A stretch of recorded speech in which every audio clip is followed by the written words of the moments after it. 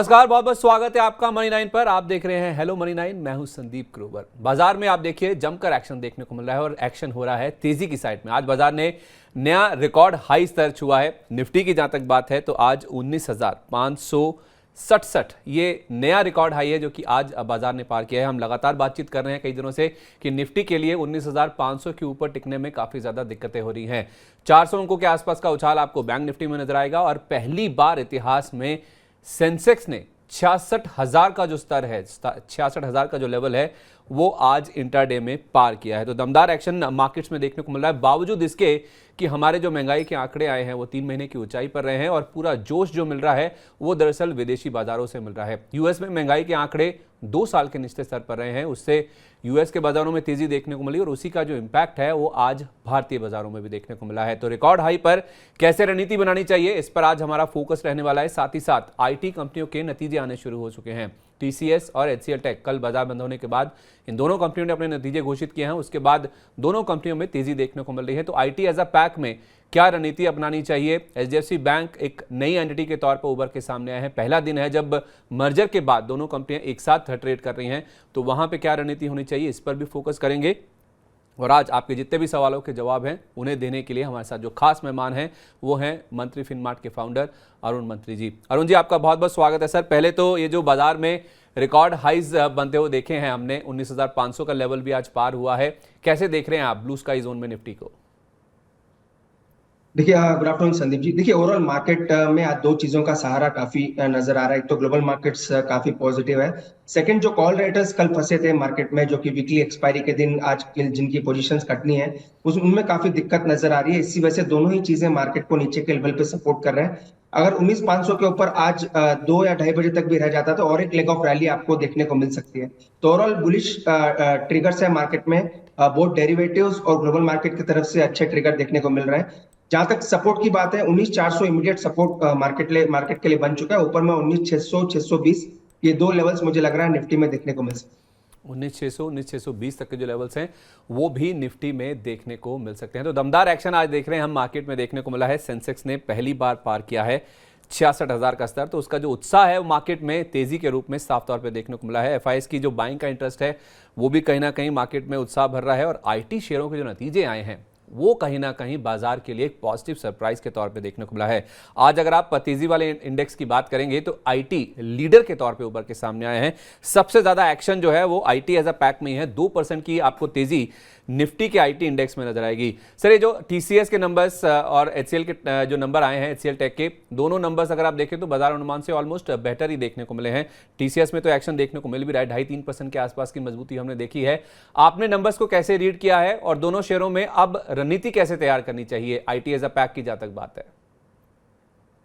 देखिए Sandeep ji, HCL take के results थोड़े कमजोर थे। ओवरऑल अगर आप देखें तो कमेंट्री और दोनों ही तरफ से अगर आप इंटरनल भी जाते हैं तो थोड़े कमजोर एचसीएल टेक के रिजल्ट्स है। टीसीएस के इनलाइन रिजल्ट्स आए थे, पर इसका रिपल इफेक्ट देखने को मिला है पूरी आईटी स्टॉक्स में। अगर क्योंकि most of the thing market में पहले भी फैक्टर्ड इन है, प्राइस में भी पहले भी फैक्टर्ड इन हो चुके हैं। काफी 2 या 3 दिन से आईटी स्टॉक्स में थोड़ी गिरावट भी देखने को मिल रही है। इसी वजह से थोड़ी शॉर्ट कवरिंग देखने को मिल रही है। जहां तक ओवरऑल आईटी की पार्क है, मुझे लग रहा है दो स्टॉक काफी अच्छा करेंगे आने वाले दिनों में, जिनके टेक्निकल्स भी अच्छे हैं और अच्छे ओवरऑल थिंग्स भी मुझे अच्छे लग रहे हैं। वो है इंफोसिस और टीसीएस। इंफोसिस भी मुझे लग रहा है आप ऊपर के लेवल पे जाने के लिए तैयार है।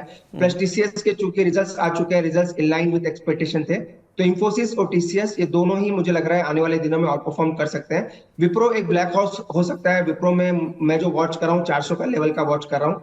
अगर 400 के ऊपर विप्रो भी जाता तो वहां पे भी थोड़े स्पार्कल्स आपको देखने को मिल सकते हैं। इनफैक्ट विप्रो आज खबरों में भी है जहां पे आप कह रहे हैं कि 400 के ऊपर के लेवल्स देखने को मिल सकते हैं। इन्होंने एआई यानी कि आर्टिफिशियल इंटेलिजेंस में $1 अरब के निवेश की बात करी। अगले 3 साल में ये निवेश होने वाला है, जिस वजह से विप्रो में भी हम देख रहे हैं काफ़ी ज़्यादा एक्शन है और स्टॉक का ट्रेंड भी करता हुआ नजर आ रहा है। काफ़ी ज़्यादा चर्चा हो रही है विप्रो को लेकर, जिस तरह से आर्टिफिशियल इंटेलिजेंस पे पूरा आईटी कंपनियों का जो जोर है उसको लेकर जो बातचीत हो रही है उसका इंपैक्ट आज हम देख रहे हैं कि पूरे आईटी एज अ पैक में नतीजों के साथ साथ देखने को मिल भी रहा है। लेकिन सर, जो छोटे मझोले आईटी स्टॉक्स हैं, जिसमें आप जेंसर टेक की बात करें, तन्ला प्लेटफॉर्म की बात करें, जेन टेक्नोलॉजीज की बात करें, इन छोटे मझोले स्टॉक्स में भी हमने देखा था जो पिछली तिमाही थी नतीजों के लिहाज से दिग्गजों की तुलना में काफ़ी स्ट्रांग देखने को मिली थी। क्या बाजार इसी चीज़ को सेंस कर रहा है जिस वजह से हम देख रहे हैं कुछ छोटे मझोले स्टॉक्स हैं उनमें एक्टिविटी काफ़ी तेज़ होती हुई नजर आई, क्योंकि इस बार तो टीसीएस के नंबर भी उतने खराब नहीं आए जितना बाजार एक्सपेक्ट कर रहा था। ठीक है, डेफिनेटली संदीप जी, आपने सही कहा। ओवरऑल आईटी स्टॉक्स में मोमेंटम आज नजर आ रहा है, क्योंकि कुछ ज्यादा नेगेटिव्स नहीं आए, उसी को पॉजिटिव मार्केट मान के चल रहा है। लेकिन दो स्टॉक जो मेरे ऑलरेडी रडार पे थे, वो है एम्फोसिस। एम्फोसिस जो 1946 के आसपास चल रहा है, मुझे लग रहा है वो स्टॉक काफी अच्छा कर सकता है आने वाले दिनों में। रिजल्ट्स का एक ट्रिगर रह सकता है, पर ओवरऑल मुझे लग रहा है 20 तारीख को इंफोसिस के रिजल्ट आने, 20 तारीख के रिजल्ट के पहले सभी आईटी स्टॉक्स में मूवमेंट आ सकता है। तो एम्फोसिस मुझे काफी अच्छा लग रहा है। और जेंसा टेक, जैसा कि आपने कहा, उसने भी एक अच्छा ब्रेकआउट आज के सेशन में दिया है, 420 के आसपास चल रहा है। तो ये स्टॉक भी मुझे लग रहा है आने वाले दिनों में अच्छा कर सकता है। पर अगर risk reward point of view से देखें तो मुझे लग रहा है इंफोसिस में आने वाले दिनों में अच्छी तेजी देखने को मिल सकती है। फ्रेश पोजीशन लेना है तो इंफोसिस में लेकर चल सकते हैं। 1946 के आसपास चल रहा है, मुझे लगा 2020-2030 तक स्टॉक जा सकता है।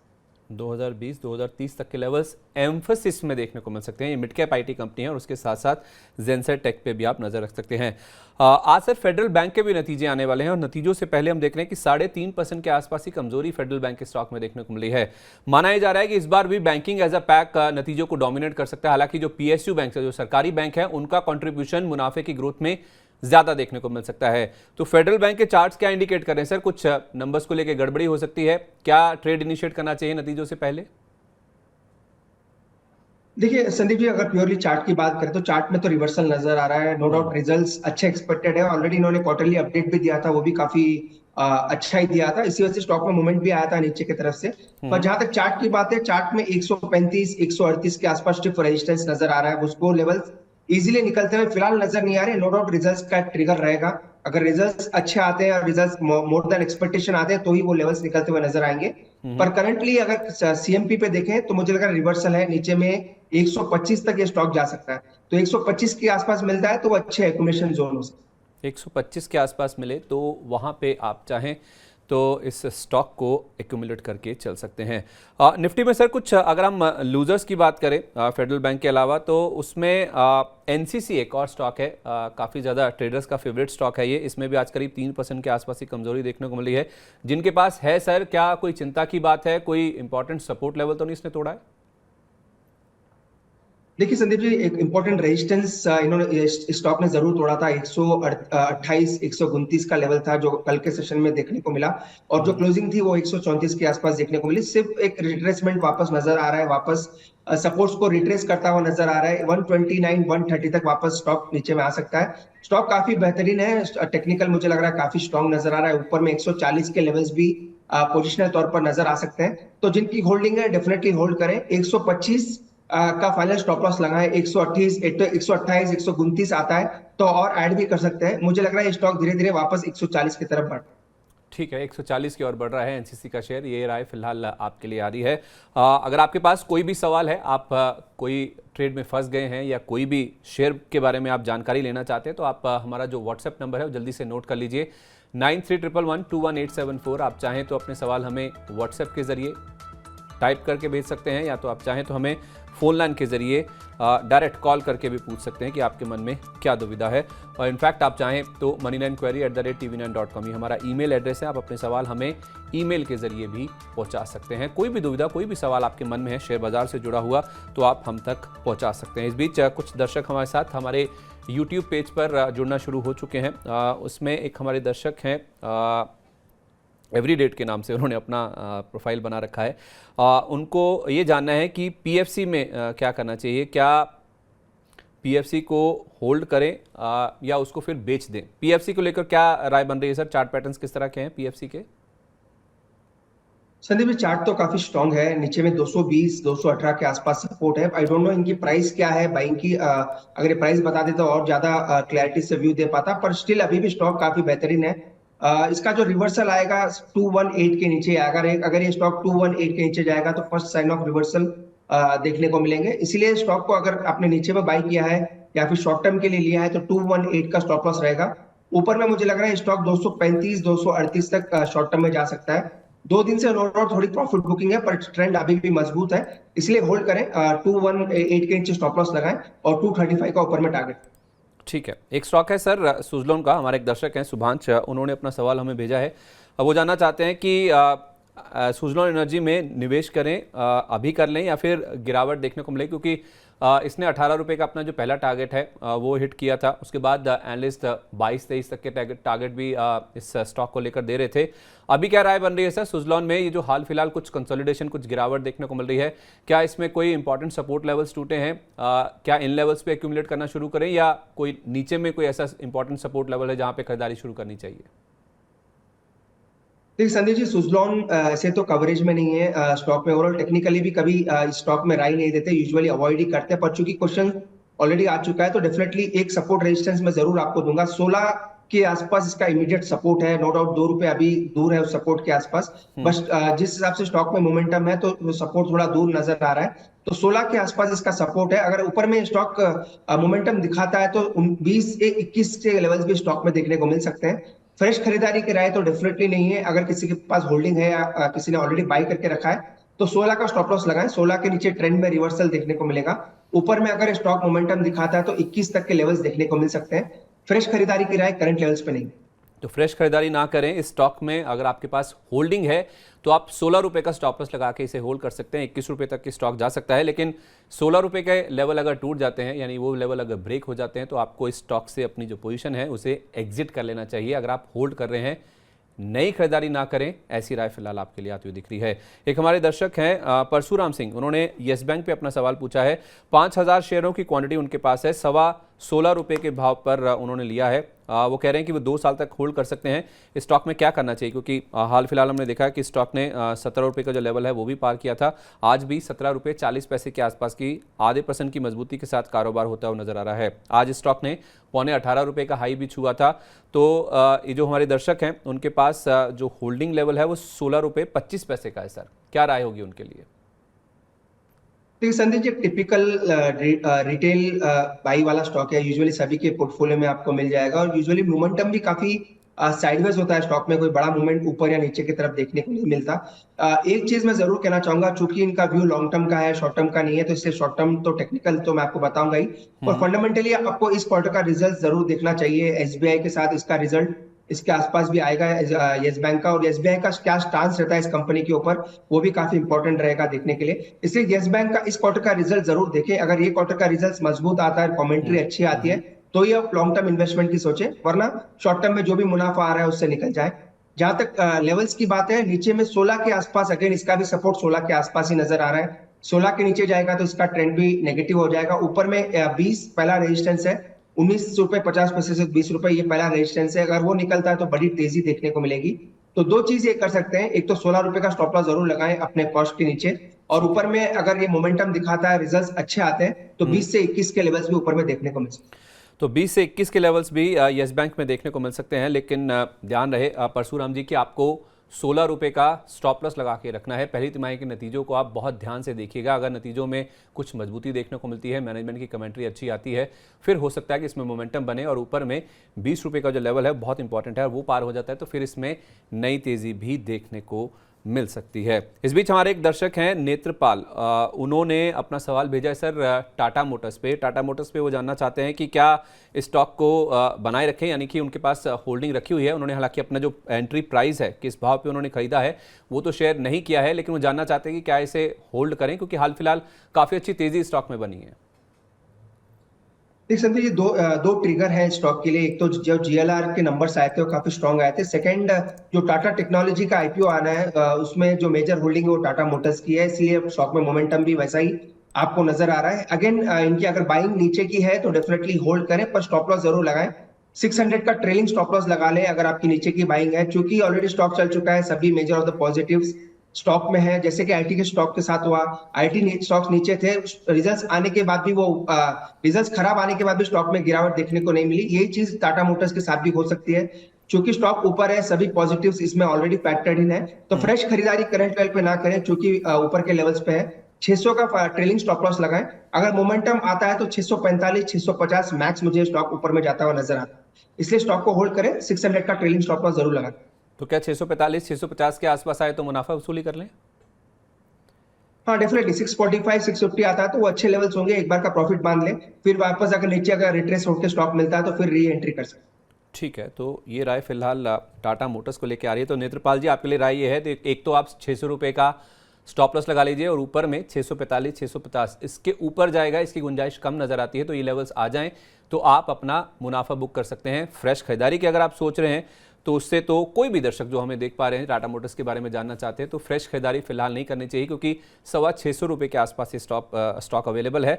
600 रुपये के आसपास का स्टॉप लॉस लगा लीजिए जिनके पास भी शेयर रखा हुआ है। अच्छा, वो जो दर्शक थे हमारे सर एवरीडे जैसे, जिन्होंने पीएफसी की बात करी थी, वो कह रहे हैं कि उनका जो एवरेज प्राइस है वो 155 रुपये का है और फिलहाल अगर आप देखें तो स्टॉक पीएफसी का जो मौजूदा भाव है उसका वो करीब 226 रुपये के आसपास का है। तो जिसके पास 155 का एवरेज प्राइस का रखा हुआ है उसके लिए क्या राय होगी?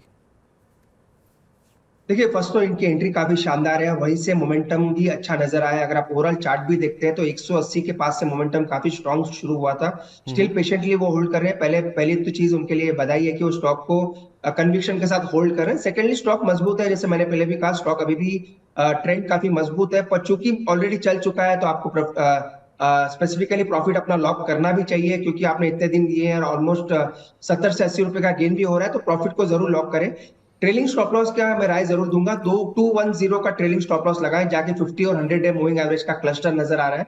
210 के ट्रेल कर ले स्टॉप लॉस को और होल्ड करें। ऊपर में मोमेंटम 245 240 245 मैंने ऑलरेडी कहा, अगर मोमेंटम आता है तो वहां तक जा सकता है। तो 210 का ट्रेलिंग स्टॉप लॉस लगाएं। 235 पहला टारगेट और 245 दूसरा टारगेट। 235 पहला और 245 दूसरा टारगेट है। जहां तक पीएफसी की बात है तो हमारे दर्शक जिनके पास 155 की होल्डिंग है, पहले तो आपके लिए राय ये है कि आप 210 रुपये का स्टॉप लॉस लगा लीजिए, ताकि आपका जो मुनाफा है वो वहीं तक रुक जाए। इनकेस यहाँ से थोड़ा करेक्ट भी होता है तो 210 रुपये तक आपका जो मुनाफा है वो कहीं ना कहीं प्रिजर्व हो जाए और ऊपर में ही 235 और 245 रुपये तक के जो लेवल्स हैं वहाँ तक भी जाता हुआ दिख सकता है। आज हमारे पास थोड़ा सा समय कम है, इसलिए आपके लिए आपके जो सवाल हैं जो आप हम तक पहुंचा रहे हैं, थोड़े सवाल हम कम ले पाएंगे और अब हम शुरू करते हैं बाजिंग स्टॉक्स का सिलसिला। कुछ ऐसे शेयरों पर नजर डालते हैं जिनमें आज दमदार एक्शन देखने को मिल रहा है। सबसे पहला शेयर जो आपके सामने रखना चाहेंगे वो है स्पाइसजेट का। इनफैक्ट ये कल से ही काफ़ी ज़्यादा मोमेंटम में है। कल ये खबर आई थी कि डीजीसीए ने इसके ऊपर इन्हेंस्ड सर्विलेंस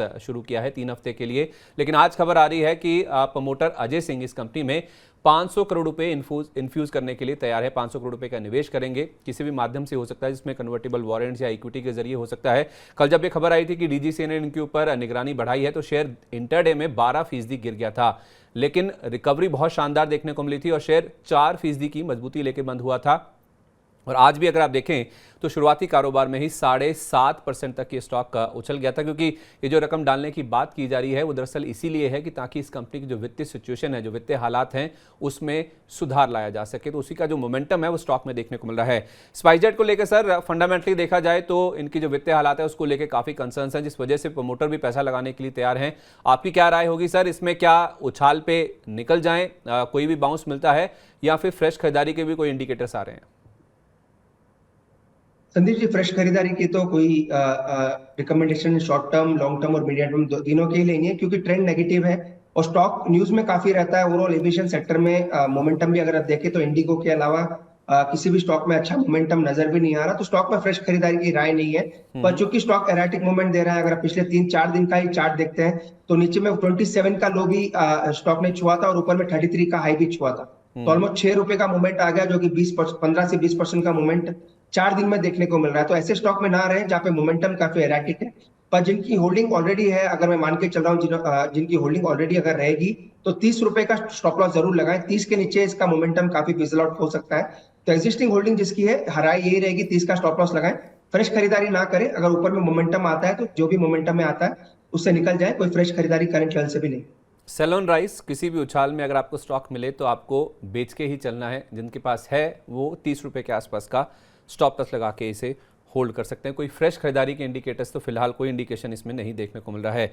दीप इंडस्ट्रीज, इस कंपनी को ओएनजीसी से 130 करोड़ रुपए का ऑर्डर हाथ लगा है, जिस वजह से हमने देखा कि स्टॉक में आज रिकॉर्ड ऊंचाई छुई है 219 रुपये 40 पैसे की। एक ड्रिलिंग रिग और उसके साथ साथ कुछ इक्विपमेंट्स के लिए जो नया ऑर्डर है वो कंपनी के हाथ लगता हुआ दिखा है। और इस ऑर्डर की जो मियाद है, जो समय सीमा है, वो 3 साल के लिए है, जिसमें ये ऑर्डर पूरा किया जाएगा। और उसके चलते आज हमने देखा स्टॉक में 12% तक का जो उछाल है वो दीप इंडस्ट्रीज के स्टॉक में देखने को मिला है। क्या करना चाहिए सर? रिकॉर्ड हाइस पे ये स्टॉक है दीप इंडस्ट्रीज का, इसमें क्या कोई फ्रेश इंडिकेटर्स नजर आ रहे हैं? ऐसे कोई खरीदारी के इंडिकेशंस हैं?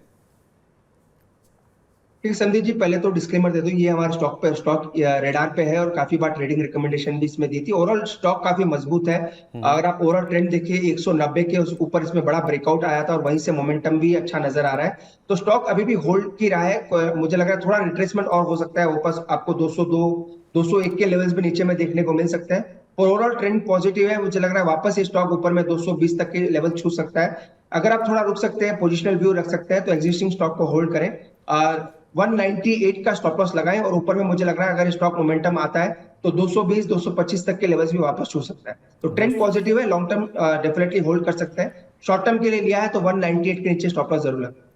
198 का स्टॉप लॉस लगा लीजिए। दीप इंडस्ट्रीज में 220 से 225 तक के जो लेवल्स हैं वो स्टॉक में देखने को मिल सकते हैं। आज इसने रिकॉर्ड हाई छुआ है 220 रुपए के आसपास का। अगला स्टॉक है आनंद राठी वेल्थ का। इन्होंने अपने नतीजे घोषित किए हैं, नतीजे दमदार रहे हैं, जिसके बाद इस स्टॉक में भी काफ़ी अच्छा रुझान बनता हुआ दिखा है। पहली बार है स्टॉक ने जो 4 डिजिट का नंबर है उसका जो आंकड़ा है वो छुआ है, 1000 के पार गया है। नंबर अच्छे आए हैं, उसकी वजह से 1092 रुपये 65 पैसे ये रिकॉर्ड हाई स्तर है जो कि इस स्टॉक ने छुआ है। दिसंबर 2021 में लिस्ट हुआ था, तो लिस्टिंग का इतिहास छोटा है, लेकिन लिस्टिंग के बाद से देखें तो अब तक का सबसे उच्चतम स्तर इसने छुआ है।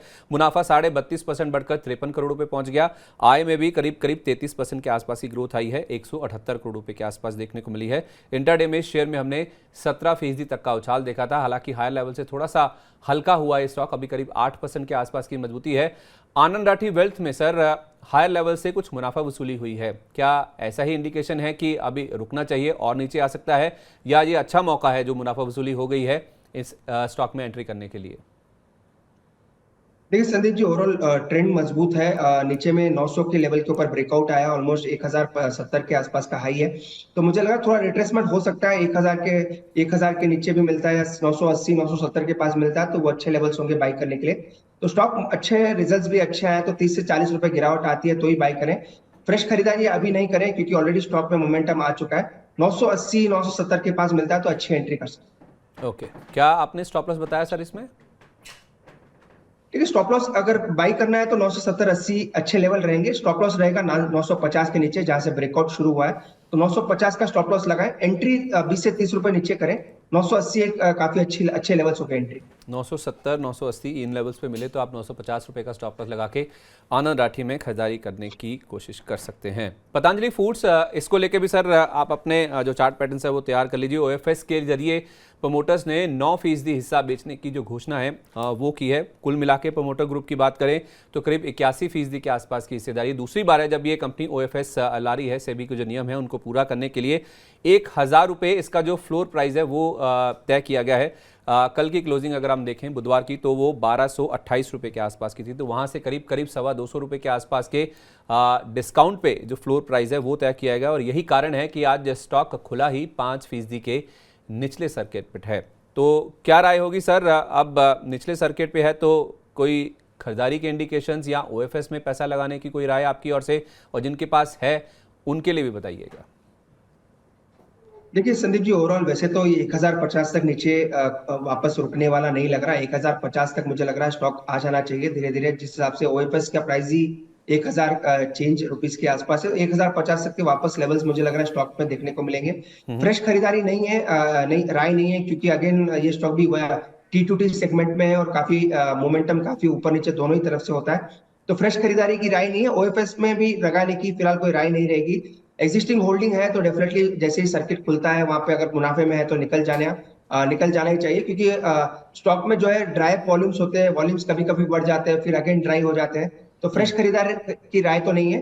कभी भी मौका मिले स्टॉक में अगर सर्किट खुलता है तो एक बार का निकल जाने की राय।